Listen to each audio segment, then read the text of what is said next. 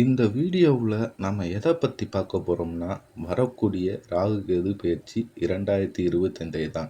இந்த ராகு கேது பெயர்ச்சி மேசத்துக்கு என்ன மாதிரியான பலன்களை கொடுக்க போகுது அப்படின்றதைத்தான் முழுமையாக பார்க்க போகிறோம். அதாவது மேசத்தை பொறுத்த வரைக்கும் இது லாப ராகு. இது வரைக்கும் விரயஸ்தானத்தில் இருந்த ராகு லாபஸ்தானம் 11ஆம் இடத்துக்கு ராகு அடுத்த 1.5 வருஷத்துக்கு லாபஸ்தானத்தில் இருக்கவர் ராகு இருப்பார். இது என்ன மாதிரியான பலன்களை கொடுக்கும் மேசத்துக்கு அப்படின்னா ரொம்ப நல்ல பலன்களையே கொடுக்க போகுது. எல்லா லாபஸ்தானத்துலேயும் என்ன மாதிரியான கிரகங்கள் இருந்தாலும் ஏதோ ஒரு விதத்தில் லாபத்தை கொடுத்தே தீரும். அதனால் லாபஸ்தானத்தில் ராகு பகவான் இருக்கார். ராகு சாதாரண கிரகம் ஒன்று கிடையாது. அசுர கிரகம் ராகு கேதுக்கள். ஏன்னா ஒரு அசுரன் தான் ராகு கேதுவாக உருமாறி இருக்கு. இந்த ராகு கேது உருவான கதையை பார்த்தீங்கன்னா அதுவே உங்களுக்கு தெரியும்.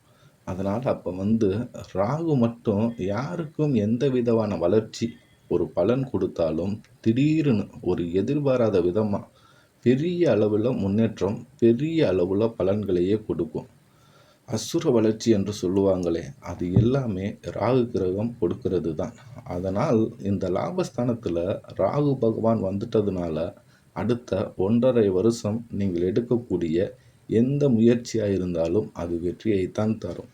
அதுவும் அந்த வளர்ச்சி பார்த்தீங்கன்னா மிகப்பெரிய அளவில் அசுரத்தனமான அசுர வளர்ச்சியாக இருக்கும். அதாவது லாபஸ்தானத்தில் இந்த ராகு வர்றது என்பது மிகப்பெரிய கோடீஸ்வர யோகம். காரணம் என்ன அப்படின்னா இந்த ராகு மட்டும்தான் திடீர்னு எதிர்பாராத நேரத்தில் பெரிய அளவிலான முன்னேற்றத்தை கொடுக்கும். ஒவ்வொரு கிரகத்துக்கும் ஒவ்வொரு தன்மை இருக்குது. இப்போ சனி பகவான் லாபத்தை கொடுத்தாலும் மெதுவாக தான் கொஞ்சம் கொஞ்சமாக கொடுப்பார். ஆனால் ராகு ஒரே தடவில் பெரிய அளவான லாபத்தை கொடுக்கும். இப்போ மேசத்தை பொறுத்த வரைக்கும் நேரம் ரொம்ப சூப்பராக இருக்குது. அடுத்த 1.5 வருஷத்தில் உங்களுடைய வாழ்க்கையில் பணமழை கொட்டிக்கிட்டே இருக்க போகுது. நீங்கள் இப்போ முதல்ல என்ன பண்ணணும்னா பெரிய பெரிய சூட்கேஸாக வாங்கி வச்சுக்கோங்க. ஏன்னா பணம் வந்துக்கிட்டே இருக்கும். பணம் வரும்போது எங்கே வைக்கிறதுன்னு முழிக்கக்கூடாதுல்ல. அதனால தான் பெரிய பெரிய பெட்டியாக உடனடியாக போய் கடையில் வாங்கி வச்சுக்கோங்க. அந்த அளவுக்கு பணம் வந்துக்கிட்டே இருக்கும்.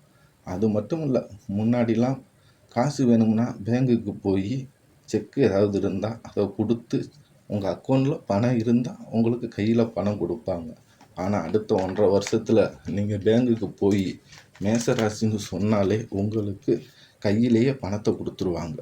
அந்த அளவுக்கு சிறப்பான யோகம்தான் இந்த ராகு பகவான் கொடுப்பாரு. ஓகே, ராகு லாபஸ்தானத்திலிருந்து இவ்வளோ நல்ல விஷயங்களை பண்ணுறார். அப்போ கேது என்ன பண்ணும்? கேது பார்த்திங்கன்னா உங்களுக்கு 5ஆம் இடமான பூர்வ ஜென்மத்தில், அதாவது பூர்வ புண்ணியஸ்தானத்திலே இருக்குது. 5ஆம் இடத்துல இருக்கக்கூடிய கேது ஏதாவது குடைச்சலை கொடுப்பாருன்னா அவ்வளவா இல்லை. அது என்ன பூர்வ புண்ணியஸ்தானத்தில் கேது இருக்கிறது? உங்களுக்கு இருக்கக்கூடிய மூதாதையர்களுடைய அணுக்கிரகம் உங்களுக்கு கிடைக்கும். உங்களுடைய பாட்டனார், பாட்டி, அந்த மாதிரியான நபர்கள், அப்பா, அம்மா அவர்கள் மூலம் வரக்கூடிய சொத்துக்கள் ஏதாவது இருந்ததுன்னா அந்த மாதிரியான சொத்துக்கள் எல்லாம் இந்த 1.5 வருடத்தில் வர்றதுக்கு அதிகப்படியான வாய்ப்புகள் இருக்குது. அது மட்டும் இல்லாமல் 5ஆம் வீடுனாலே புத்திரஸ்தானம், புத்திர பாக்கியம். அங்கே கேது இருக்கிறதுனால கேது என்ன பண்ணுவார்னு பார்த்தீங்கன்னா புத்திர பாக்கியத்தில் ஒரு சில தடைகளை கொடுக்கும். கண்டிப்பாக கொடுக்க தான் செய்யும். ஏன்னா கேது தடைகளுக்கு ரொம்ப முக்கியமான கிரகம். அதனால் புத்திர பாக்கியத்துக்கு ஏதாவது முயற்சி செய்கிறீங்கன்னா அதில் கொஞ்சம் தடைகளை கொடுக்க வாய்ப்பு இருக்குது.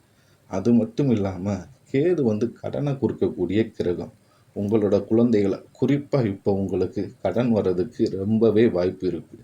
அது மாதிரி குழந்தைகளுக்காகவும் கடன் வாங்குகிற சூழ்நிலையும் உருவாகலாம்.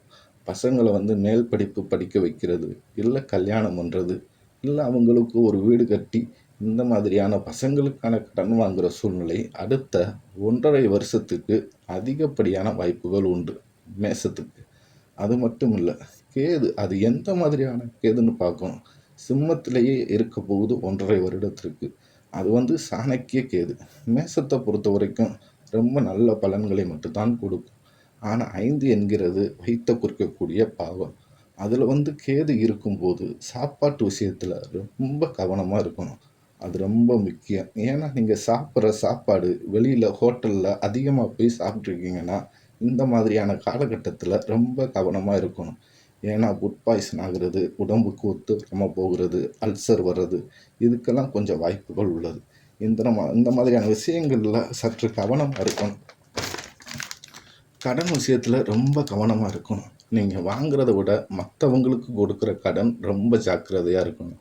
இது என்னன்னா பூர்வ புண்ணிய ஸ்தானத்தில் கேது இருக்கிறதுனால முன் ஜென்மத்தில் நாம் வந்து சில பேருக்கு கடமைப்பட்டிருப்போம். அதனால் அவங்கள நாம் வந்து உதவுவோம். அது மாதிரி சில கர்மா நடக்கும். அது மட்டும் இல்லாமல் முன் ஜென்மத்தில் மற்றவங்க நமக்கு கடமைப்பட்டிருப்பாங்க. அவங்க வந்து இந்த காலகட்டத்தில் உங்களுக்கு வலியை வந்து கடன் கொடுப்பாங்க.